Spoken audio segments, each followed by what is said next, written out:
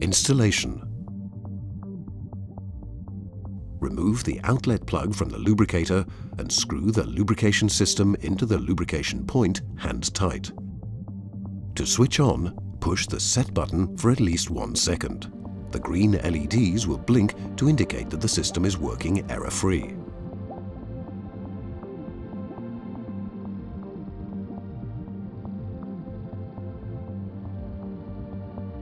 After the discharge period has elapsed, the perma STAR LC needs to be replaced with a new LC filled with the same lubricant.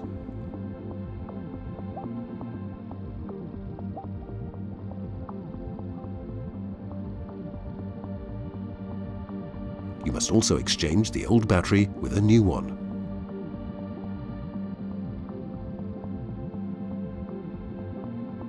For correct disposal of perma STAR VARIO and the empty battery, please follow the individual waste disposal regulations in your country. For more information, please check the operating instructions.